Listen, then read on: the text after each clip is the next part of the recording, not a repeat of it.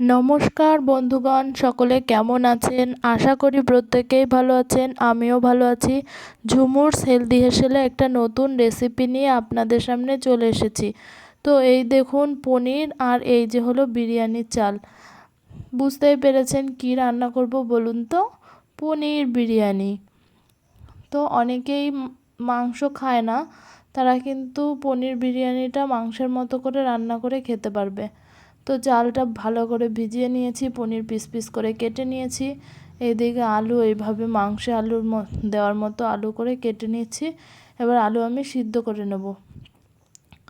তো কড়াইতে জল দিয়ে আলু দিয়ে দিয়েছি, তার মধ্যে পরিমাণ মতো হলুদ দিয়ে দিলাম। এবার আমার স্পেশাল ঘরে তৈরি করা বিরিয়ানি মশলা আমি দিয়ে দিচ্ছি। তো যদি আপনারা জানতে চান এর মধ্যে কি কি মশলা আমি ব্যবহার করেছি, অবশ্যই কমেন্ট বক্সে কমেন্ট করবেন। তো বিরিয়ানি মশলাটা দিয়ে আমি আলুটা ঢেকে ঢেকে এইভাবে সিদ্ধ করে নিচ্ছি। এদিকে চালটা কীরকম ভিজিয়েছি দেখুন, পুরো কিন্তু পরিষ্কার জলে ভিজিয়ে রেখেছি। চালের মধ্যে যে চালের মধ্যে যে কাটা কাটা দাগ এসছে দেখতে পাচ্ছেন, যে তাহলে বুঝতে হবে যে চালটা ফেটে ফেটে এক একটা খণ্ড হয়ে গেছে। মানে একটা চালের মধ্যে প্রায় 5-6টা খণ্ড হয়ে গেছে, সেটা দেখলে বোঝা যাবে যে চালটা পর্যাপ্ত পরিমাণে ভেজানো হয়েছে। চাল ভেজানোর উপরে কিন্তু বিরিয়ানির ভাতের নির্ভর করে, অনেকে ভাতটা কিন্তু রান্না করতে পারে না। তো এদিকে আমি দেখিয়ে দিলাম কি কি মশলা ব্যবহার করছি। তো কড়াইতে দিয়ে দিলাম পরিমাণ মতো তেল। আলুটা আমার সিদ্ধ হয়ে গেছে, আলুটা কিন্তু আমি তুলে নিয়েছি। তো কড়াই পরিষ্কার করে আমি পরিমাণ মতো তেল দিয়ে দিলাম। এই দেখুন আলুটা এরকম সিদ্ধ করে নিয়েছি। আলুটা কিন্তু পুরোপুরি সিদ্ধ করিনি, হাফ সিদ্ধ করেছি। আর এদিকে জল গরম হয়ে গেছে, এলাচি দারচিনি আর তেজপাতা দিয়ে দিয়েছি জলের মধ্যে, আর একটু দিয়ে দিয়েছি তেল। তো ভাতটা একটু ঝুরঝুরে হবে, এই জন্য জলের মধ্যে একটু তেল লবণ দিয়ে দিতে হবে। আর এদিকে কড়াইতে দেখুন পেঁয়াজ দিয়ে দিচ্ছি। বেরেস্তার জন্য পেঁয়াজটা ভেজে নিয়ে তুলে রাখবো। তো আগে বেরেস্তার জন্য পেঁয়াজটা ভেজে নিয়ে তুলে রাখতে হবে। তো অনেকে পেঁয়াজ ছাড়াই বানাতে পারেন, কিন্তু যারা নিরামিষ পছন্দ করেন, আমরা পেঁয়াজটা নিরামিষের মধ্যেই ধরি, পেঁয়াজ কিন্তু আমরা আমিষের মধ্যে ধরি না। সেই জন্য আমরা এটা বৃহস্পতিবার বানিয়ে খেতে পারি। তো বানিয়েছিলাম বৃহস্পতিবার। তো পেঁয়াজটা আমি হলুদ আর লবণ দিয়ে বেরেস্তার জন্য ভেজে নিচ্ছি। আর এই দেখুন তেলও দিয়ে দিয়েছি আমি হাঁড়িতে। ভাতটা একটু ঝুরঝুরে হবে, দেখতে পাবেন ভাতটা কিন্তু খুব ঝুরঝুরে হবে। ভাত রান্নার হাঁড়িতেই ভাত কিন্তু আমি কোনো ঝাঁঝরি মাঝরিতে ঢালবো না। এদিকে আমি পেঁয়াজ হয়ে গেছে, বেরেস্তা ভাজা রেডি। আর আলুগুলো আমি এখন ভেজে নিচ্ছি, সিদ্ধ আলুগুলো ভেজে নিতে হবে। তো দেখুন কি সুন্দর করে বেরেস্তা ভেজে নিয়েছি, কিন্তু এরকম লাল লাল করে ভাজতে হবে। আর এদিকে আমি আলুটা ভেজে নিচ্ছি, আলুটাও সুন্দর লাল লাল করে ভেজে নেব। তো আমার ভিডিও আপনাদের কেমন লাগে অবশ্যই কমেন্ট করে জানাবেন। যদি আমার ভিডিও আপনাদের ভালো লেগে থাকে তাহলে চ্যানেলটা সাবস্ক্রাইব করে পাশে থাকবেন। আর নতুন নতুন রান্নার ভিডিও পেতে অবশ্যই বেল আইকন প্রেস করে নোটিফিকেশন অন করে রাখবেন। তো আলু আমার ভাজা হয়ে গেছে, আলু আমি তুলে নিয়েছি। এদিকে পিস পিস করা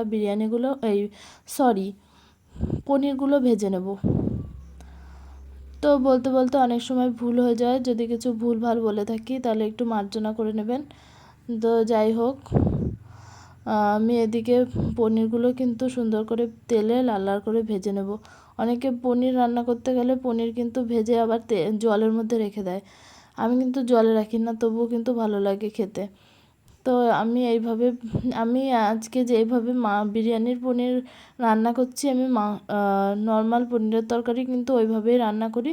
শুধু আলুগুলো ছোট ছোট টুকরো টুকরো করে পনির যেরকম কেটেছি ওরকমভাবে চৌকো চৌকোগুলো আলুগুলো কেটে নিই আমি।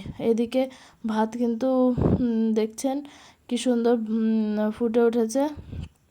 তো ভাত আমি যেই হাঁড়িতে ভাত রান্না করি বাড়িতে, সেই হাঁড়িতেই ভাত রান্না করে যেরকমভাবে উপর দেয় ওরকমই দেবো।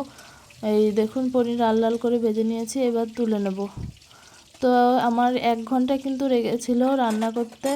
1 ঘন্টায় চিকেন বিরিয়ানি হলে আমার 1 ঘন্টা লাগে, পনির বিরিয়ানি হলেও 1 ঘন্টা লাগে রান্না করতে, কিন্তু বিরিয়ানি বেশি সময় লাগে না। আর 20 মিনিট মতো দম দিলেই রেডি। 1 ঘন্টা 20 মিনিটে ঝকঝকে তকতকে ফ্রেশ দোকানের হাবিজাবি মশলা ছাড়া বাড়িতে নর্মাল মশলা দিয়ে রান্না করা বিরিয়ানি। তো আমি এদিকে পেঁয়াজ আর পেঁয়াজ কুচি দিয়ে দিয়েছি। আর বাকি হচ্ছে এখানে ছিল, কোনো রসুন ব্যবহার করিনি আমি, এখানে ছিল আদা বাটা আর লঙ্কা বাটা আর জিরে ধনে বাটা, সব শিলে কিন্তু বেটে নিয়েছি আমি, আর টমেটো কুচি। তো যা যা বললাম এগুলোই ছিল। তো জিরা ধনেটা আমি একটু সামান্য টেলে নিয়েছিলাম কড়াইতে, একদম সামান্য, যাতে তাড়াতাড়ি শিলে বাটা যায়, সেই জন্য। গরম থাকলে কিন্তু তাড়াতাড়ি সুন্দর বাটা হয়ে যায়। তো এদিকে আমি একটু বিরিয়ানি মশলাও দিয়ে দিয়েছি, আর পরিমাণ মতো হলুদ আর লবণ দিয়ে দিয়েছি। এবার আমি মশলাটাকে খুব সুন্দর করে কষিয়ে নেব। তো যতক্ষণ তেল না ছাড়বে ততক্ষণ মশলাটাকে কষিয়ে নেব। আর এইদিকে ভাতটা কত দূর হলো তাই দেখে নিচ্ছিলাম। তো ভাতটা প্রায় হয়ে গেছিলো, ভাতটাও বুট দেবো এখন। এই যে ভাত হয়ে গেছে, দেখালাম তো ভাত হয়ে গেছে, বুট দেবো। ভাতটা কিন্তু পুরো একদম ভাত খাওয়ার মতো করলে হবে না, একটু শক্ত রাখতে হবে, কারণ ভাতটা আবার আমি দমে বসাবো। 70% মতো হয়ে গেলে কিন্তু ভাত তুলে নিতে হবে, মানে একটু শক্ত শক্ত থাকবে সেইভাবে। তো যারা জানেন তারা তো বুঝতেই পারছেন, আর যারা জানেন না তাদের জন্য আমি দেখিয়ে দিয়েছি। তো এদিকে আমি আর একটুখানি তেল দিয়ে দিচ্ছি মশলাটায়, কারণ এটা তো একবারে আমি রান্না করছি, আর কোনো ফোড়ন টোড়ন দেবো না লাস্টে। নর্মাল তরকারিতে যেরকম ফোড়ন দিই ওরকম তো দেবো না, তাই জন্য এবার আমি দেখে আর একটু তেল দিয়ে দিচ্ছি। তো এবার আমি আলুগুলো দিয়ে একটু কষিয়ে নিলাম মশলা, আর এবার দিয়ে দিলাম পনির, ভাজা পনিরগুলো। এবার একটু মশলার সাথে আলু পনিরগুলো ভালো করে একটু কষিয়ে নিয়ে একটু সুন্দর করে কষাতে হবে, একটু টাইম নিয়ে আস্তে আস্তে জাল দিয়ে।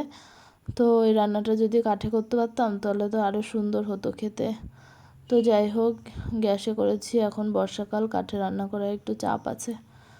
তো এবার হয়ে গেছে, আমি এবার ঝোলের জন্য পরিমাণ মতো জল দিয়ে দিলাম। এই আলুগুলো 50% সিদ্ধ হয়েছে, বাকি সিদ্ধটা এখন হয়ে যাবে, তারপরে যেটুকু যদি বাকি থাকে দমে হয়ে যাবে। তো এই যে আমি সুন্দর করে একদম রান্না করে নিচ্ছি। তো আপনাদের কার কার আমার পনির বিরিয়ানির রেসিপিটা ভালো লেগেছে অবশ্যই কমেন্ট করে জানাবেন। কিন্তু এই দেখুন তরকারিটা, এদিকে পনিরের তরকারি হয়েছে, এই যে ভাত আমি দেখাচ্ছি এবার কীরকম ভাত হয়েছে। খুব সুন্দর কিন্তু হয়েছিল, ভাতগুলো দেখে বুঝতে পারছেন, দলা কিন্তু পাকায়নি ভাতে, একটু দেখছেন ঝুরঝুরে আছে। তেল দিয়ে নিতে হবে কিন্তু একটু, ভাত যখন বসাবেন তখন একটু তেল দিয়ে নেবেন, ভাত ফুটে উঠলে একটু তেল দিয়ে নেবেন, তাহলে কিন্তু ভাতগুলো একদম ঝুরঝুরে থাকে। এইটা হচ্ছে শেফ বাবুর শেখানো। বলুন তো শেফ বাবুকে যারা যারা দেখছেন অবশ্যই কমেন্ট করে জানাবেন তো কেমন লাগছে রেসিপিটা। এই রেসিপিটা ভাত রান্নার আমি শিখেছি শেফ বাবুর কাছে। ভাতটা কিন্তু রান্নাটা একটু চাপের আছে, নরম হয়ে গেলে কিন্তু বিরিয়ানি একদম বিচ্ছিরি হয়ে যাবে। তো ঘি মাখিয়ে নিলাম, এবার দিয়ে দিচ্ছি ভাত। এদিকে আমার তরকারি রেডি হয়ে গেছে, এবার লেয়ার করব আমি। তো প্রথমে ভাত দিয়ে দিয়েছি, এবার আমি পনিরের আলুগুলো নিচে দেবো, কারণ তাহলে ভাপে ভাপে আলুগুলো যদি একটু শক্ত থেকে থাকে ভালো নরম হয়ে যাবে। কিন্তু আলুগুলো যা হয়েছিল না খেতে, আরে বিরিয়ানির আলু তো আমার কাছে সেই লাগে, সেই। কার কার ভালো লাগে বিরিয়ানির আলু অবশ্যই কমেন্ট করে বলবেন। আমার তো বিরিয়ানির আলু খুব ভালো লাগে। তো অন্য দিন হলে পনিরের মধ্যে ডিম দিয়ে দিই সিদ্ধ করে, তো নিরামিষের দিন বানিয়েছিলাম বলে দিইনি। তো ঘি দিয়ে দিয়েছি। এদিকে বিরিয়ানি মশলা তো আমি দিয়েছিলাম, বেশি মশলা আমি ব্যবহার করিনি। তা আমি তো দিয়েছিলাম বিরিয়ানি মশলা তরকারি রান্নার মধ্যে। তো এবার আমি সবগুলো দিয়ে সুন্দর করে লেয়ার করে দিচ্ছি। তো আমার রান্না আপনাদের কেমন লাগছে অবশ্যই কমেন্ট করে জানাবেন। দেখেছেন ভাতগুলো কীরকম ঝুরঝুরে হয়েছে। আমি কিন্তু কোনো ফ্যানে রাখিনি, ফ্যানের নিচে রাখিনি, কোনো আমি ঝাঁঝরি বা কিছুতে নামাইনি, একবারে হাঁড়িতে নর্মাল ভাত রান্নার মতো বুট দিয়ে দিয়েছি। তো তাতে কিন্তু ভাতগুলো এরকম সুন্দর ঝুরঝুরে হয়েছে।